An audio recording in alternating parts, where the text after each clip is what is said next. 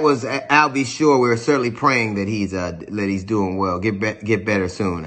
Listen, it is not justice when it only applies to just us. It is not accountability when the only time you hear that word used in society is when it's explaining why black children need to be responsible for their actions, how they need to interact with authority figures. It can't be accountability when it's just us. The President of the United States sought to overthrow the government. He sought to use intimidation and violence to do it. He used his words to action that. There are several states across the United States of America where rappers are held responsible for their words. They can be jailed for their words if they incite violence.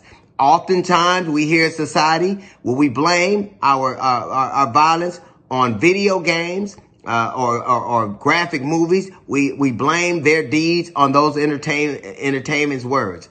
The President of the United States used words that he knew would incite. Those people then in turn stormed the Capitol. 6 people were dead, over 150 people injured. Several police officers injured very badly. And of course, people died. And that was at the hands of the president. Why is it that we can hold a hip hop artist responsible for his words? Why is it that we can hold the gaming industry responsible for their words? We have alcohol responsible for their actions. But the President of the United States is not. There are several senators saying, well, it's too late. He'll be out of office. It is never too late for justice. Isn't that what you tell us?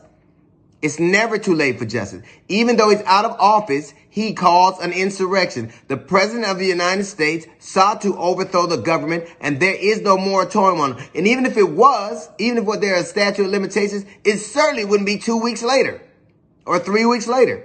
He did it. He needs to suffer the consequences and not just saying, I'm sorry. I guess it's bad enough when a powerful white man just has to say he's sorry and loses his job.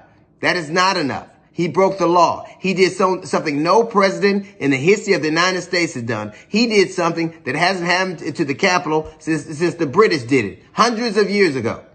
And now you have Republican senators acting like there's no recourse, that should happen to him, that he's out of office. He lost his job because he was voted out. He wasn't impeached and lost his job. He lost his job because the voters of America decided that he was incompetent and they kicked him out.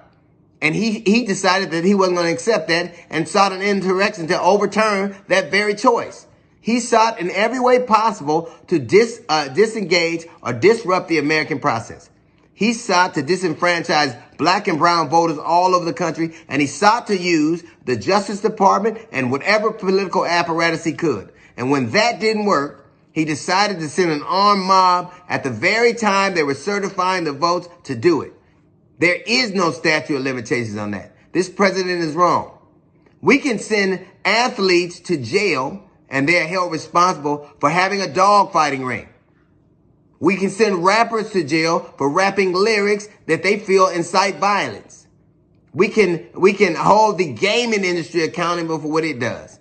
If all those things are possible, surely the leader of the free world can be held responsible for the word he's used that has caused death and destruction and distrust among this government.